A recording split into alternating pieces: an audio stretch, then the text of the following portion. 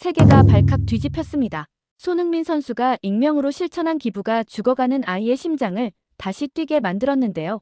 처음에 사람들은 믿지 않았습니다. 선행은 언제나 과장된 홍보라며 익명으로 거액을 낸다니 말이 되느냐는 냉소가 쏟아졌습니다.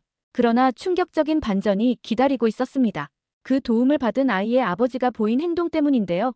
도대체 무슨 일이 있었던 걸까요? 잠깐 이야기가 시작되기 전 구독과 손흥민 멋있다라고 댓글을 적어주세요. 복 받으실 거예요. 안녕하세요. 저는 에릭한입니다. 런던 브릭스턴의 작은 한식당 주방 보조로 일하며 아들 노아를 살리기 위해 밤새 계산기를 두드리고 있죠. 그날 창밖 가로등 불빛이 희미하게 흔들렸습니다. 새벽 3시. 부엌 탁자 위에는 병원 청구서와 통장 명세서가 쌓여 있었죠. 종이 냄새가 코끝을 스쳤어요. 숨이 막혔습니다. 45,000파운드. 손으로 적은 숫자가 흔들렸어요. 계산기를 다시 눌렀습니다. 8,200파운드. 우리가 가진 전부였죠. 숫자가 눈앞에서 번졌어요. 남은 시간은 7일이었습니다. 의사 선생님이 말했죠. 이번 주 안에 수술하지 않으면 위험합니다. 목소리가 차분했지만 그 무게가 가슴을 눌렀어요. 손끝이 떨렸습니다. 월급 명세서를 다시 펼쳤죠. 1,800파운드. 주방 보조 월급이었어요. 브릭스턴은 런던에서도 가난한 동네였습니다. 식당도 작았고 손님도 많지 않았죠. 식당 사장님도 넉넉한 분은 아니었어요. 아내 소피의 명세서도 꺼냈습니다. 900파운드. 동네 사무실 청소 일이었죠. 새벽 5시에 나가서 오전 9시에 돌아오는 일. 합쳐도 한 달에 2,700파운드였어요. 거기서 월세, 식비, 교통비, 공과금을 내면 한 달에 400파운드 정도 모을 수 있었죠. 그렇게 5년을 모았어요. 하루도 빠짐없이요. 종이를 접었다 펴길 반복했습니다. 노아의 웃는 얼굴이 떠올랐어요. 아빠, 나 괜찮아질 거지? 그 목소리가 귓가에 맴돌았습니다. 아내 소피가 옆방에서 잠든 숨소리가 들렸어요. 가늘고 불안정했죠.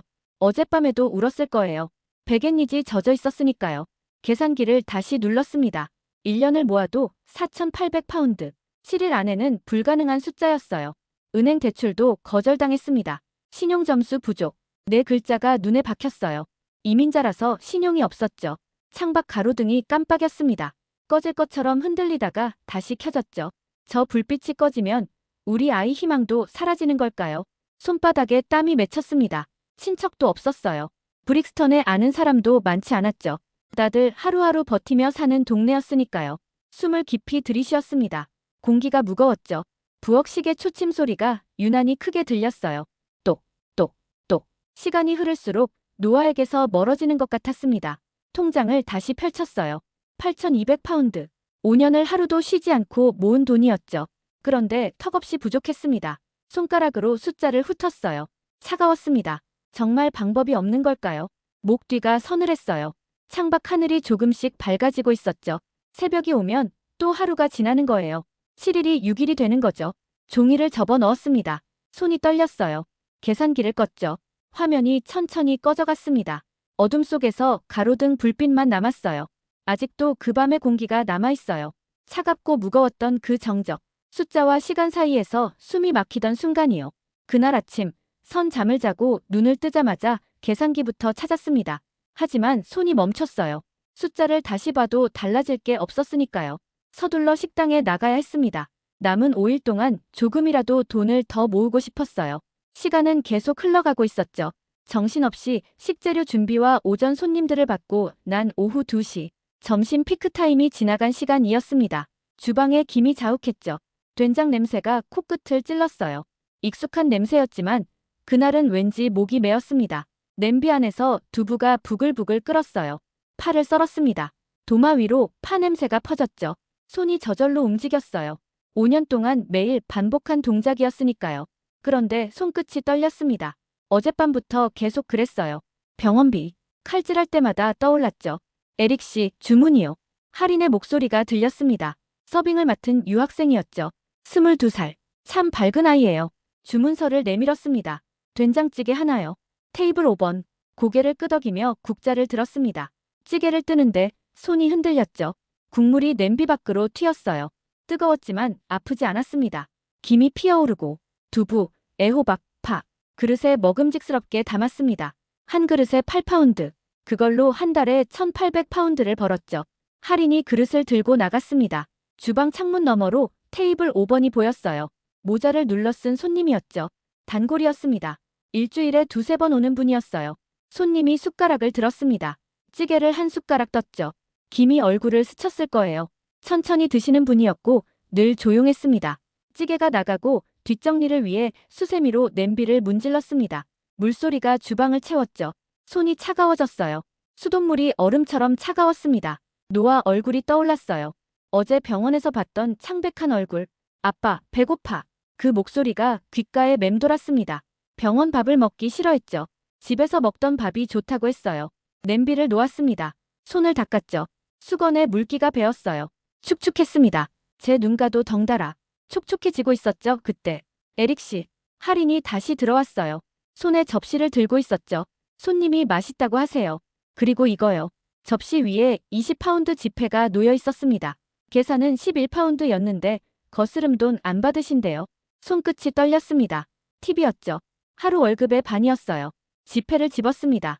종이가 부드러웠죠. 감사하다고 꼭 전해주세요. 목소리가 갈라졌어요. 할인이 고개를 끄덕이고 나갔습니다. 저는 그 자리에 서서 지폐를 내려다봤죠. 주방 창문 너머로 손님이 보였어요. 모자를 고쳐 쓰고 일어나는 모습이었죠. 얼굴은 잘 보이지 않았습니다. 하지만 뒷모습이 따뜻해 보였어요. 20파운드를 소중하게 앞치마 주머니에 넣었습니다. 손님이 문을 열고 나갔어요. 문 여는 소리가 희미하게 들렸죠. 차가운 바람이 식당 안으로 들어왔을 거예요. 고마움을 간직한 채 손을 닦고 서둘러 저녁 준비를 시작했습니다. 온갖 생각이 머릿속을 맴돌다 보니 손이 미끄러져 접시를 바닥에 깨고 말았죠. 그 소리를 듣고 할인이 들어왔습니다. 에릭 씨, 괜찮으세요? 목소리가 떨렸습니다. 깨진 접시를 줍던 손이 멈췄어요. 고개를 들었죠. 괜찮다고 대답했습니다. 목소리가 갈라졌어요. 할인이 눈을 가늘게 떴죠. 믿지 않는다는 표정이었습니다. 요즘 많이 힘들어 보인다고 했어요. 하지만 뭐라고 대답해야 할지 몰랐어요. 아들 때문이냐고 물었습니다. 심장이 쿵 내려앉았어요. 할인이 알고 있었던 거죠. 언제부터였을까요? 사장님한테 들었다고 했습니다. 수술해야 한다고요. 고개를 끄덕였어요. 그게 전부였죠. 더 말하면 목이 메일 것 같았으니까요. 할인이 잠시 망설였습니다. 입술을 깨물었죠. 도와드릴 게 있냐고 물었어요. 괜찮다고 했습니다. 너무 빨리 대답했죠. 할인의 얼굴이 어두워졌어요. 미안했지만 받을 수 없었습니다. 유학생한테 짐을 지울 순 없었으니까요. 그렇게 대화를 마무리했습니다. 며칠이 지났습니다. 그 이후에도 단골 손님은 계속 왔어요. 일주일에 두세 번. 항상 테이블 5번 자리에 앉았죠. 그리고 늘 같은 메뉴인 된장찌개를 시켰습니다. 그날 저녁도 그랬어요. 모자를 쓴 손님이 들어왔죠. 할인이 메뉴판을 건넸습니다. 오늘도 된장찌개 드릴까요? 그렇다는 짧은 대답이 돌아왔습니다. 목소리가 낮았죠. 조용한 사람이었어요. 주방에서 찌개를 끓였습니다. 김이 피어올랐어요. 두부를 넣고 파를 썰었죠. 오늘은 좀 더 재료도 많이 넣고 푸짐하게 만들었습니다. 이렇게라도 감사함을 표현하고 싶었거든요. 할인이 그릇을 들고 나갔어요. 그런데 테이블 앞에서 멈췄죠. 뭔가 말하는 것 같았습니다. 손님이 고개를 들었어요. 주방 창문 너머로 보였습니다. 할인의 입이 움직였죠. 손님이 고개를 끄덕였어요. 표정은 잘 보이지 않았습니다. 할인이 돌아왔어요. 얼굴이 붉었죠. 긴장한 것 같았습니다. 무슨 얘기를 했냐고 물었어요. 아무것도 아니에요. 거짓말하는 얼굴이었어요. 하지만 묻지 않았습니다. 물어봐도 대답 안 할 것 같아서요. 손님이 천천히 식사했어요. 늘 그랬듯이요. 숟가락을 놓고 물을 마셨죠. 창밖을 보는 것 같았습니다. 계산할 때였어요. 할인이 카드를 받았죠. 그런데 손님이 뭔가 물었습니다. 할인이 고개를 끄덕였어요. 그렇군요. 손님의 목소리가 들렸습니다. 낮고 차분했어요. 그게 전부였죠. 더 이상 말이 없었습니다. 문이 닫혔어요. 차가운 바람이 스쳤죠. 손님이 나간 뒤 식당이 조용해졌습니다. 할인이 주방으로 왔어요. 입술을 깨물고 있었죠. 갑자기 미안하다고 했습니다. 뭐가 미안해요? 손님한테 아들 얘기를 했다고 했습니다. 심장이 멎는 것 같았어요. 숨이 목에 걸렸죠. 왜 그랬냐고 물었습니다. 목소리가 떨렸어요. 할인이 고개를 숙였죠. 그 사람이 좋은 분 같아서라고 했습니다. 혹시 도움이 될까 싶어서라고요. 손끝이 차가워졌어요. 화를 내야 할까요? 아니면 고마워해야 할까요? 뭐가 맞는지 몰랐습니다. 손님이 뭐라고 했냐고 물었어요. 할인이 대답했습니다. 수술비가 많이 든다고 했더니 그냥 그렇군요라고만 했다고요. 공기가 무거워졌습니다. 할인의 목소리가 작아졌어요. 미안하다고 주제 넘었다고 했죠. 고개를 저었습니다. 화낼 수 없었어요. 할인은 도우려고 한 거니까요. 괜찮다고 했습니다. 하지만 가슴 한구석이 무거웠어요. 낯선 사람한테 손 벌린 것 같았거든요. 그게 싫었습니다. 그날 밤 집에 돌아왔어요. 노아가 자고 있었죠. 창백한 얼굴이었습니다. 숨소리가 가늘었어요. 아내가 손을 잡았습니다. 오늘 병원에서 전화 왔다고 했어요. 수술 날짜가 확정됐다고요. 언제냐고 물었습니다. 닷새 뒤라고 했어요. 닷새. 손끝이 떨렸습니다. 시간이 점점 줄어들고 있었어요. 그날 밤 잠이 오지 않았습니다. 뜬 눈으로 밤을 보내고 시계를 봤죠. 닷새. 아니, 이제 나흘반이었습니다. 식당에 나가야 했어요. 하지만 오늘따라 몸이 움직이지 않았습니다. 침대 끝에 앉아 손을 바라봤어요. 미세하게 떨리고 있었습니다. 아내 소피가 아침을 차렸습니다. 구수한 밥 냄새가 났죠. 하지만 목으로 넘어가지 않았어요. 젓가락을 놓았습니다. 병원에 전화해야 할까요? 수술을 미룰 수 있는지 물어봐야 할까요? 하지만 의사 선생님이 말했죠. 더 늦으면 위험하다고요. 핸드폰을 집었습니다. 화면이 켜졌어요. 아무 알림도 없었죠. 누가 전화할 리 없었습니다. 그때였어요. 핸드폰이 울렸습니다. 진동이 손바닥을 때렸죠. 번호를 보니 병원이었습니다. 심장이 쿵 떨어졌어요. 수술 취소 통보일까요? 손이 덜덜 떨리기 시작했죠. 여보세요. 목소리가 갈라졌어요. 간호사였습니다. 목소리가 밝았죠. 이상했어요. 나쁜 소식을 전하는 목소리가 아니었습니다. 노아, 아버님 수술비 전액이 입금됐어요. 뭐라고요? 다시 물었습니다. 잘못 들은 것 같았거든요. 다시 물어도 전액이라고 했어요. 오늘 아침에 입금됐다고 수술 예정대로 진행하면 된다고 했습니다. 핸드폰이 손에서 미끄러질 뻔했어요. 숨이 막혔죠. 누가 보냈냐고 물었습니다. 간호사가 잠시 침묵했어요. 서류 넘기는 소리가 들렸죠. 기부자가 비공개를 원한다고 했습니다. 이름란에 익명이라고만 적혀 있다고요. 전화가 끊겼습니다. 핸드폰을 내려다봤죠. 화면이 흐릿했어요. 눈물이 차올랐습니다. 소피가 물었어요. 무슨 일이냐고요? 목소리가 떨렸죠. 대답할 수 없었습니다. 입이 열리지 않았어요. 고개만 저었죠. 소피가 제 손을 잡았습니다.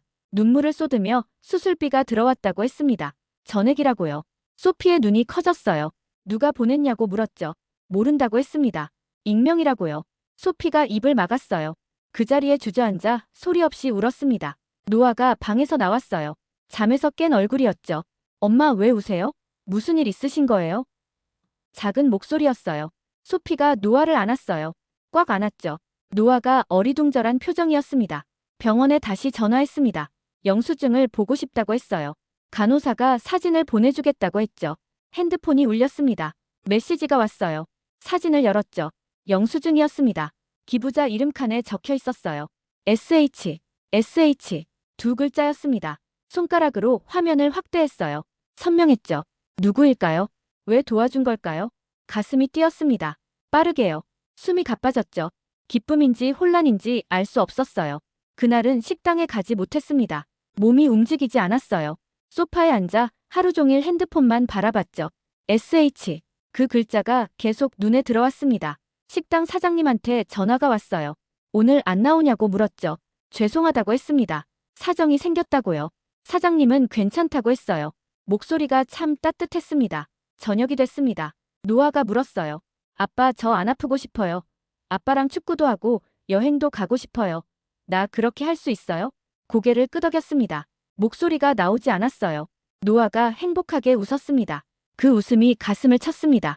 눈물이 또 차올랐어요. 시간이 흘러 수술 전날 밤이었습니다. 노아를 병원에 데려갔어요. 입원실에 짐을 풀었죠. 작은 가방 하나였습니다. 노아가 침대에 앉았어요. 다리를 흔들었죠. 아빠, 나 하나도 무섭지 않아요. 그렇게 말했지만 작은 고사리 같은 손이 떨리고 있었습니다. 노아를 안아주며 괜찮다고 했어요. 금방 끝날 거라고요. 노아가 고개를 끄덕였죠. 소피가 노아 옆에 앉았습니다. 손을 잡았어요. 노아가 엄마 손을 꽉 쥐었죠. 그날 밤 병원 복도 의자에 앉아 있었습니다. 잠이 오지 않았어요. 형광등 불빛이 너무 밝았죠. 이제 노아도 다른 아이들처럼 뛸 수 있겠지? 마음이 홀가분하면서 그동안의 마음고생이 녹아내리는 것 같았습니다. 새벽이 되고 간호사가 왔어요. 수술 준비할 시간이라고 했죠. 노아를 수술복으로 갈아입혔습니다. 노아가 거울을 봤죠. 뭐야 이상해. 노아의 장난에 웃으려고 했지만 눈이 떨렸습니다. 간호사들이 침대를 밀며 복도를 지나갔습니다. 아내와 함께 침대에 누워있는 노아의 손을 잡고 걸었어요. 수술실 앞이었습니다. 노아를 안았습니다. 작은 몸이었어요. 저 문에서 나오면 이제 노아는 절대 아프지 않아. 목소리가 떨렸죠.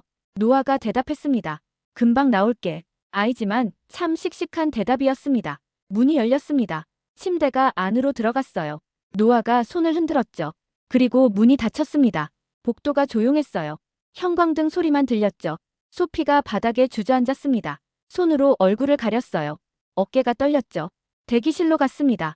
의자에 앉아 시계를 봤죠. 수술 시간은 3시간이라고 했습니다. 1시간, 2시간. 복도를 왔다 갔다 하는 발소리만 울렸습니다. 3시간이 참 길게 느껴졌습니다. 드디어 3시간이 지나고 수술실 문을 바라봤어요. 열리지 않았죠. 그때였습니다. 문이 열렸어요. 의사 선생님이 나왔죠. 마스크를 벗었습니다. 아버님, 어머님 수술은 성공적이었습니다. 이제 아무 걱정하지 마세요.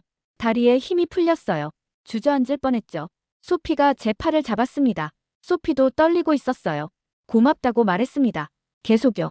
의사 선생님이 웃었어요. 노아가 건강한 아이라서 회복도 빠를 거라고 했죠. 회복실로 갔습니다. 노아가 누워 있었어요.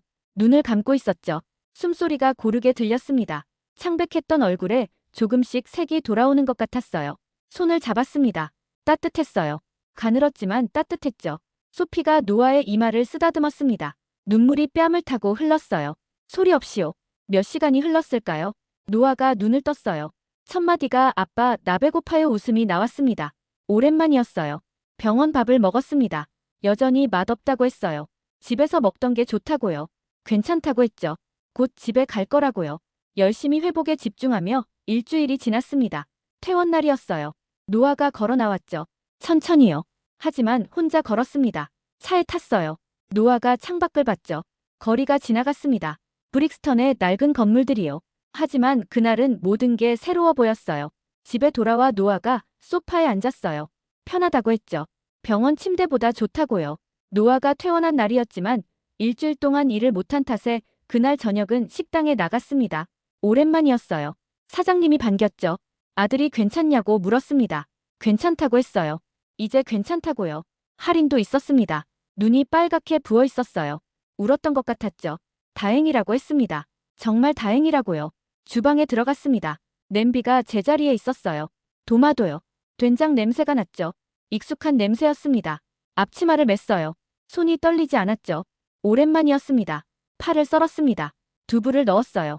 된장을 풀었죠. 김이 피어올랐습니다. 그 김 속에서 눈물이 흘렀어요. 이유를 알 수 없었죠. 평소와 다를 거 없이 시간이 흘러갔습니다. 아, 다른 게 있다면 이제는 노아가 아프지 않다는 거. 며칠 뒤였습니다. 사장님이 불렀어요. 사무실로 들어갔죠. 책상 위에 봉투가 있었습니다. 사장님이 그걸 건넸어요. 열어보라고 했죠. 봉투를 열었습니다. 쪽지가 들어있었어요. 손글씨였죠. 된장찌개 늘 잘 먹었습니다. 먹으면서 멀리 계신 어머니가 떠올랐어요. 노아가 건강해지길 바랍니다. 글씨가 흔들렸습니다. 아니, 제 손이 떨린 거였어요. 서명은 없었습니다. 하지만 마지막에 적혀 있었죠. SH. 심장이 쿵 떨어졌습니다. 그 손님이었어요. 모자 쓴 그 손님. 사장님이 말했습니다. 며칠 전에 봉투를 맡기고 갔다고요. 노아 수술 끝나면 전해달라고 했다고요. 목이 메었습니다. 말이 나오지 않았어요. 사장님이 누군지 아냐고 물었습니다. 고개를 저었어요. 모른다고요. 하지만 은인이라고 했죠. 된장찌개였습니다. 제가 만든 된장찌개 한 그릇이요. 그게 누군가의 마음을 움직인 거였죠. 쪽지를 받은 뒤 저는 달라졌습니다. 주방에 서 있을 때마다 그 문장이 떠올랐어요. 된장찌개를 끓였습니다. 전보다 더 정성스럽게요. 파를 썰 때도 두부를 넣을 때도 한 번 더 생각했죠. 이 그릇을 받을 사람을요. 노아는 점점 건강해졌습니다. 학교에 다시 갔어요. 친구들이 반겼죠. 축구를 하고 싶다고 했습니다. 의사 선생님이 조금만 더 기다리라고 했어요. 이제 우리 가족도 평범한 삶을 살 수 있게 됐어요. 저는 감사해하며 하루하루를 소중히 보냈죠. 1년이 지났습니다. 어느 날 사장님이 절 불렀어요. 사무실에 앉았죠. 나이가 들어서 고향에 돌아가야 한다고 했습니다. 식당을 정리하려 한다고요. 손등에 주름이 깊었어요. 심장이 쿵 내려앉았습니다. 이 식당이 사라지는 건가요? 제가 이어받으면 어떻겠냐고 물었어요.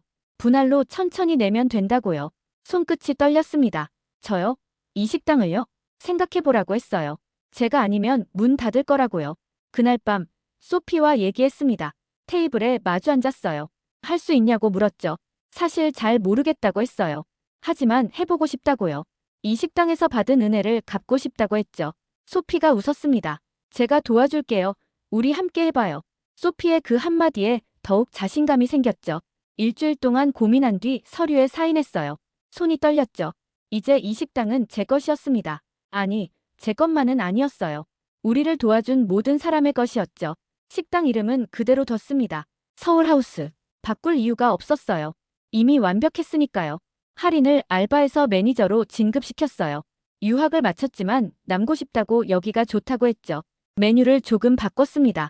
된장찌개는 그대로 뒀어요. 하지만 가격을 낮췄죠. 더 많은 사람이 먹을 수 있게요. 그리고 동네 청년밴을 고용했습니다. 아픈 어머니를 모시고 있어서 일자리가 필요하다고 했거든요. 주방 보조였어요. 예전에 저처럼요. 왜 자기를 뽑았냐고 묻더군요. 나도 도움을 받았으니까라고 대답했어요. 제 오픈 날이었습니다. 문을 열었어요. 손님들이 들어왔죠. 세 사람도 있었고 단골도 있었습니다. 하지만 그 손님은 보이지 않았어요.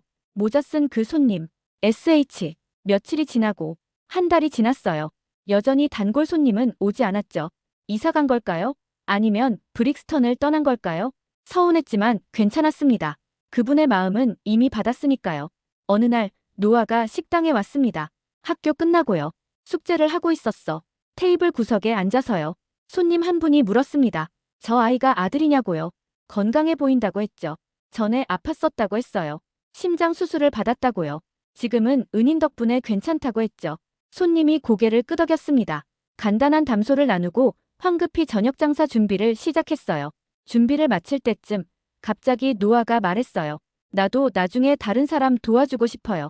가슴이 뜨거워졌습니다. 이 아이가 받은 사랑이 다시 흐르는 거였죠. 그날 밤 주방을 정리했습니다. 냄비를 닫고 도마를 씻었어요. 불을 끄려는데 창문 너머로 거리가 보였죠. 브릭스턴의 밤이었습니다. 가로등 불빛이 흔들렸어요. 사람들이 지나갔죠. 이제는 나만 생각하지 않아도 됐습니다. 다른 사람도 도와주고 싶었어요. 제가 받은 것처럼요. 불을 껐습니다. 문을 잠갔어요. 집으로 걸어가는데 뒤를 돌아봤죠. 서울하우스. 간판이 어둠 속에서 빛났습니다. 아직도 그날의 다짐이 남아있어요. 이 식당을 따뜻한 곳으로 만들겠다는 마음. 그리고 언젠가 은인에게 제대로 감사를 전하겠다는 약속이요. 2년이 지났습니다. 서울하우스는 동네에서 소문난 식당이 됐어요. 따뜻한 곳이라고 했죠. 힘든 사람에게 밥을 나눠주는 곳이라고요. 매주 화요일 저녁 무료 급식을 시작했습니다. 처음엔 사람이 많지 않았어요. 20명 정도요. 하지만 정성스럽게 준비했습니다. 노아는 이제 10살이 됐습니다. 건강했어요. 축구도 했죠. 가끔 식당에 와서 설거지도 도왔습니다. 그날은 평범한 저녁이었어요. 손님들이 밥을 먹고 있었죠. 주방에서 찌개를 끓이고 있었습니다. 할인이 급히 들어왔어요. 얼굴이 창백했죠. 핸드폰을 들고 있었습니다. 뉴스를 보라고 했어요. 손을 떨면서요. 핸드폰을 받았습니다. 기사 제목이 보였죠. 손흥민, 익명 기부 4만 5천 파운드 사연 공개. 숨이 멎었습니다. 기사를 읽었어요. 손가락이 떨렸죠. 글자가 흔들렸습니다. 브릭스턴의 한 식당, 주방 보조, 아들 심장 수술, 익명 기부자 SH. 모든 게 적혀 있었어요. 우리 이야기였죠. 그리고 마지막 문장이 있었습니다. 기부자는 손흥민으로 밝혀졌다. 손흥민. 그 이름이 머릿속에서 울렸습니다. 모자 쓴 손님, 된장찌개를 먹던 그 사람. SH. 가슴이 터질 것 같았어요. 주방 구석에 앉았습니다. 다리에 힘이 없었죠. 할인이 물을 가져왔어요. 마셨지만 목이 메었습니다. 손님들이 웅성거렸어요. 누군가 핸드폰을 보고 있었죠. 같은 기사를 본 것 같았습니다. 한 손님이 주방 쪽을 봤어요. 저와 눈이 마주쳤죠. 손님들이 일제히 저를 봤습니다. 기사에 나온 사람이 맞냐고 물었어요. 에릭 한이냐고요. 고개를 끄덕였습니다. 손님들이 박수를 쳤어요. 이해할 수 없었죠. 왜 박수를 치는 걸까요? 한 손님이 일어났습니다. 악수를 청했어요. 축하한다고 했죠. 앞치마를 벗고 가게를 할인에게 맡기고 나왔습니다. 차가운 바람이 얼굴을 때렸어요. 숨을 쉬었죠. 가슴이 답답했습니다. 다리가 후들거렸어요. 가로등 불빛이 흔들렸죠. 집에 황급히 와서 문을 열었습니다. 노아가 뛰어왔어요.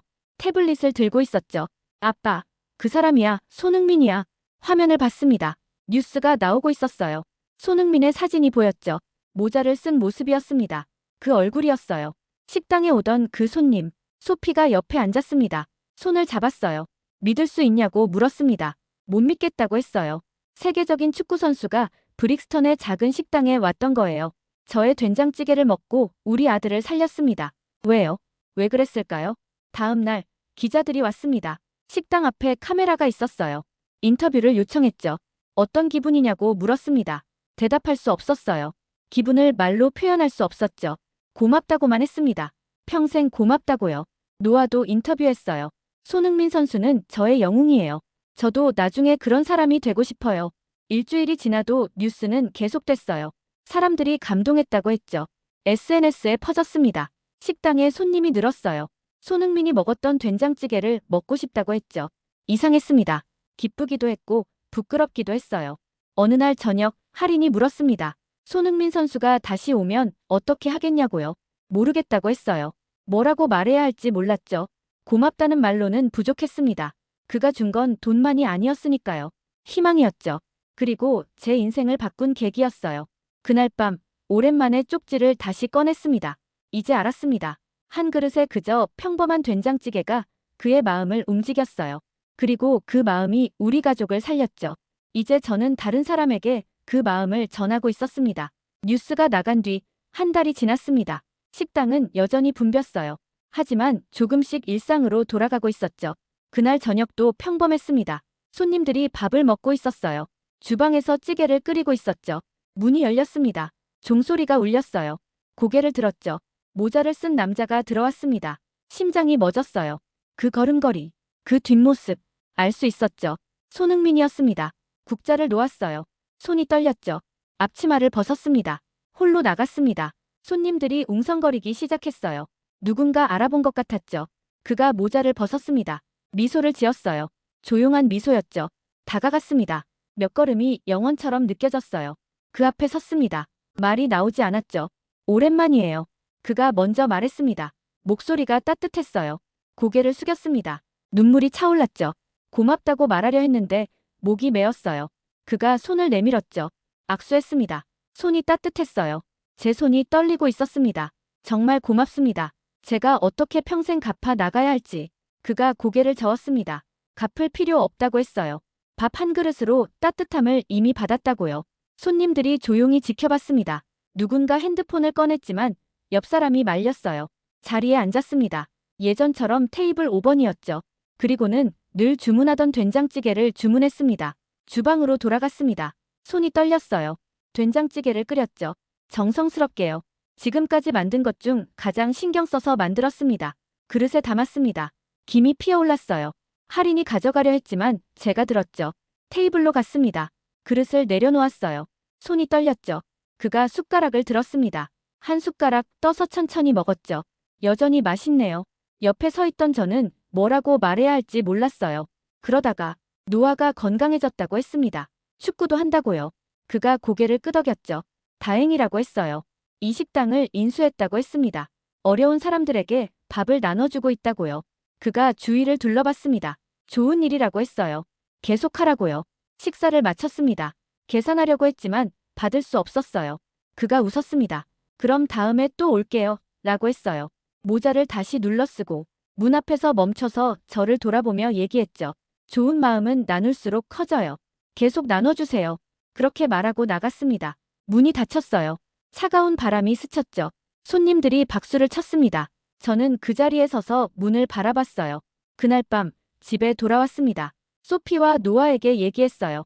손흥민 선수가 왔다고요. 노아가 소리쳤습니다. 왜 자기를 안 불렀냐고요? 미안하다고 했죠. 다음에 오면 꼭 부를게요. 다음 날 결정했습니다. 무료 급식을 늘리기로요. 화요일뿐만 아니라 목요일에도요. 벤이 찬성했습니다. 할인도 도와주겠다고 했어요. 일주일 뒤 첫 목요일 무료 급식이었습니다. 이제는 100명 정도의 사람이 왔어요. 된장찌개를 나눠줬죠. 한 할머니가 물었습니다. 왜 이런 일을 하냐고요? 제가 도움을 받았으니까요 라고 대답했습니다.